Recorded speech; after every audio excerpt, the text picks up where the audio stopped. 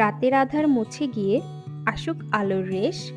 সুপ্রভাত বলছি তোমায়, দিনটা কাটুক বেশ। আসসালামু আলাইকুম সবাইকে।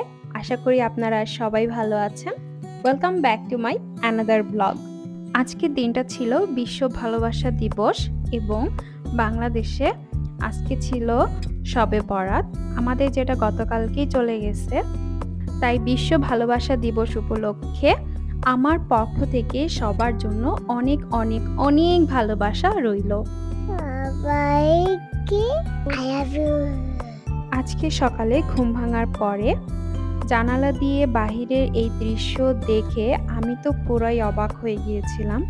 কারণ গতকাল রাতেও আমি যখন ঘুমাতে যাচ্ছিলাম তখনও দেখেছি যে বাহিরে প্রচুর পরিমাণে বৃষ্টি হচ্ছে।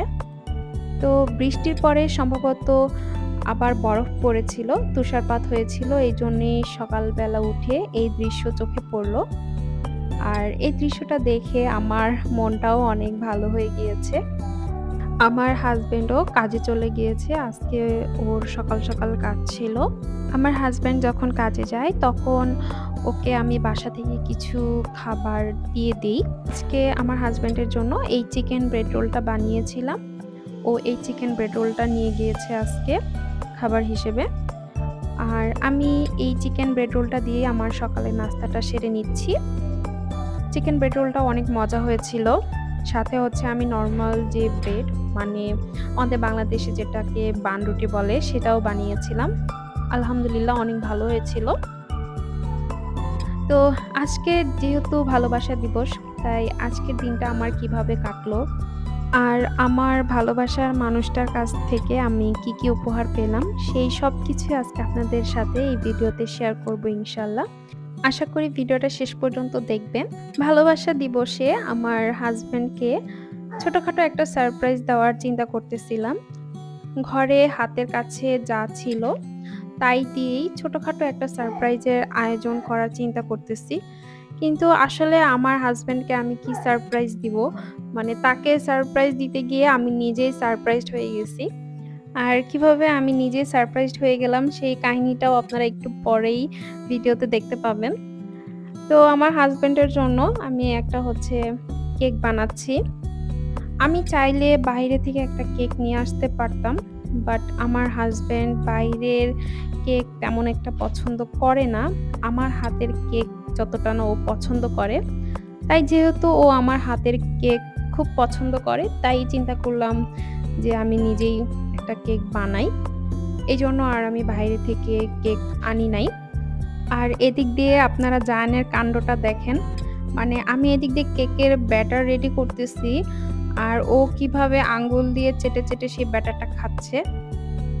ও সবসময় হচ্ছে এরকম করে, এই যে মানে একটু একটু করে খাবে আর আমাকে বলতে থাকবে যে আম্মু টেস্টি হয়েছে, টেস্টি হয়েছে। আসলে ওর এই দুষ্টামিগুলো দেখলে আমার খুবই হাসি পায়, মানে কি বলবো। আর মাঝে মাঝে মেজাজটাও অনেক খারাপ হয়ে যায়, কারণ এই ছোট বাচ্চা নিয়ে কাজ করতে গেলে আপনার দেখা যায় মানে 10 মিনিটের কাজ সেখানে 1 ঘন্টা লেগে যায়, মানে এই অবস্থা। আসলে আমি মানে কি বলবো, ওকেও আসলে দোষ দেই না, কারণ এখানে দেখা গেছে ওর সাথে খেলার মতো ওইরকম কেউ নাই। ও একা, আমিও একা। এইজন্য আর কি সারাদিনই দেখা গেছে ও আমার সাথে সাথেই থাকে। আমি যে কোনো কিছুই যাই করতে নেই না কেন, ও আমার সাথে সাথে করে। আর পাশাপাশি ওর দুষ্টামিও ও চালায়া যায়। তো যাই হোক, সারাদিন আসলে মা ছেলের এভাবেই দিনটা কেটে যায়। আর এই যে দেখেন, কেকের ব্যাটারটা মোল্ডে ঢালার পরে যে কাজটা করতে হয় সেটা আমি করার আগেই জায়ান করতেছে। আর জায়ান সারাদিন আমার সাথে সাথে থাকার কারণে আমি যে কাজগুলো করি সেই কাজগুলো ও একবার দেখার পরে দ্বিতীয়বার সেই কাজটা ও নিজে নিজে করার চেষ্টা করে। আর এই তো কথা বলতে বলতে আমার কেকটাও কিন্তু রেডি হয়ে গেছে। কেকটা দেখে আমার নিজেরই অনেক হাসি পাচ্ছিল, কারণ মানে এত অল্প ক্রিম দিয়ে মানে কেকটা ডেকোরেশন করছি, মানে একদম মানে কি বলবো। আসলে বাংলাদেশে থাকতে আমি কেকের জন্য যে হুইপ ক্রিমগুলো ব্যবহার করতাম, এখানে আসার পরে আমি হুইপ ক্রিমটা আসলে খুঁজতেছি বাট পাইতেছি না। ইনস্ট্যান্ট যে হুইপ ক্রিমটা থাকে তো সেটা দিয়ে হচ্ছে আমি আজকে কেকটা ডেকোরেশন করছি। সেই ক্রিমটাও একদম অল্প ছিল। এইজন্যই আরকি আমি কেকের সাইডে কোনো ক্রিম দিতে পারি নাই। তো যাই হোক, যেহেতু নিজেরাই খাবো এইজন্য আরকি তেমন একটা টেনশন নাই কেক নিয়ে। আমার ইচ্ছা ছিল বাসায় হাতের কাছে যা আছে সেগুলো দিয়েই ছোটখাটো একটা ক্যান্ডেল লাইট ডিনারের আয়োজন করব।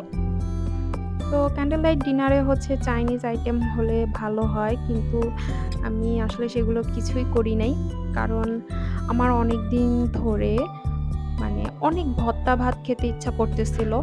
কারণ বাংলাদেশে থাকতে কয়েকদিন পরপরই দেখা গেছে আমরা ভর্তা দিয়ে ভাত খাইতাম। তো এখানে আসার পর সেই জিনিসটা আমি খুব বেশি মিস করতেছিলাম। আর চাইনিজ আইটেম বা বিরিয়ানি, পোলাও এগুলো দেখা গেছে আমাদের ২-১ দিন পরপরই খাওয়া হয়। এইজন্য আমি আজকে সেগুলো কিছুই করি নাই। তাই আজকে আমি আমার পছন্দ মতো ভর্তা ভাতের আয়োজন করতেছি। এটা দিয়ে আজকে আমি ক্যান্ডেল লাইট ডিনারের আয়োজন করব। আমার রান্নার কাজ প্রায় যখন শেষের দিকে তখন হচ্ছে সন্ধ্যা ৭:৩০ বাজে। ঠিক তখনই আমার মোবাইলে হচ্ছে আমার হাসব্যান্ডের কল আসে। এরপর আমি ওর কলটা ধরি। ধরার পরে তো আমি পুরাই অবাক হয়ে গেছি। ও আমাকে বলতেছে যে, "তুমি আর জায়ান জ্যাকেট পরে গাড়ির চাবিটা নিয়ে চলে আসো।" ড্রেস চেঞ্জ করতেও না বলতেছে যে, "ঘরে যেটা পরা আছো সেটার উপরেই জ্যাকেট পরে ২ জনে চলে আসো। গাড়ির চাবি নিয়ে আমি গাড়ির সামনে দাঁড়ায় আছি।" মানে যেখানে ও প্রতিদিন বাসায় আসতে ওর ১০টা ১০:৩০ বাজে, সেই জায়গায় ও সন্ধ্যা ৭:৩০ র দিকেই চলে আসছে আজকে। তো যেখানে আমি ওকে সারপ্রাইজ দিব সেই জায়গায় আমি নিজেই সারপ্রাইজড হয়ে গেছি।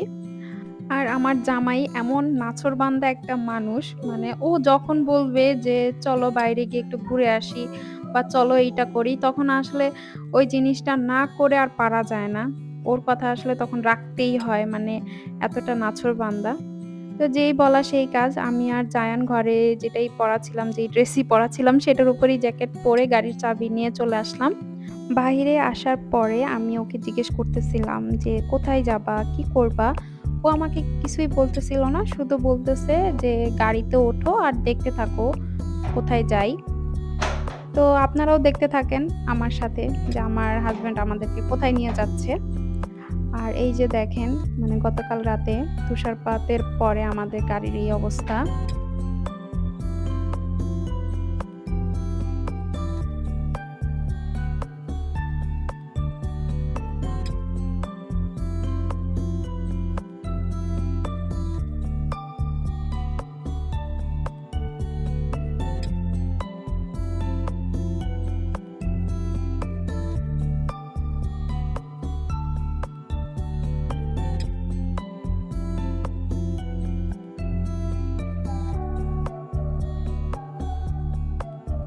প্রায় ১০ থেকে ১২ মিনিট ড্রাইভিং করার পরে দেখলাম ও একটা সুপার শপের সামনে গাড়িটা পার্কিং করলো।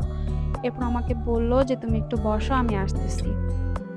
তো প্রায় ৩ থেকে ৪ মিনিট পর দেখলাম ও আমার জন্য একটা ফুল নিয়ে আসছে, ফুলের তোড়া নিয়ে আসছে।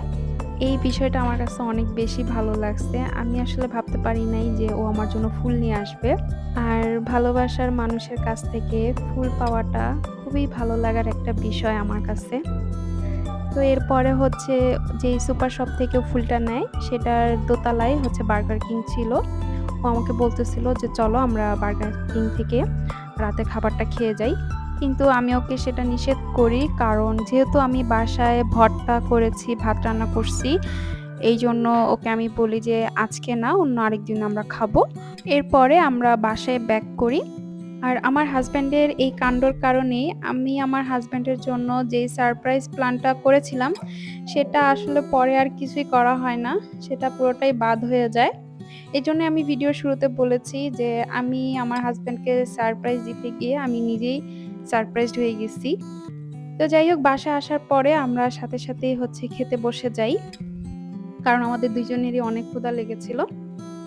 তো যাই হোক, অনেকদিন পর ভর্তা দিয়ে ভাত খাচ্ছি। আমার তো অনেক ভালো লাগতেছিল। তো আমি ভর্তার মধ্যে হচ্ছে আলু ভর্তা, ডাল ভর্তা, গাঠি ভর্তা, টমেটো ভর্তা আর সাথে হচ্ছে ডিম ভাজা ছিল। ভিডিওটি দেখতে দেখতে যদি ভালো লেগে যায় তাহলে অবশ্যই আমার ভিডিওতে একটা লাইক দিয়ে দিবেন। আর বেশি বেশি করে ফ্যামিলি অ্যান্ড ফ্রেন্ডসদের সাথে শেয়ার করবেন। আর আমার চ্যানেলটি এখনও যারা সাবস্ক্রাইব করেননি তারা অবশ্যই আমার চ্যানেলটি সাবস্ক্রাইব করে পাশে থাকা বেল আইকনটি প্রেস করে রাখবেন। এতে করে আমি নতুন কোনো ভিডিও আপলোড করার সাথে সাথে আপনাদের কাছে নোটিফিকেশন পৌঁছে যাবে। ভাত খাওয়া শেষ করেই এরপর ভালোবাসার মানুষের কাছ থেকে পাওয়া ফুলগুলো সুন্দর একটা ফুলদানিতে সাজিয়ে রাখছি।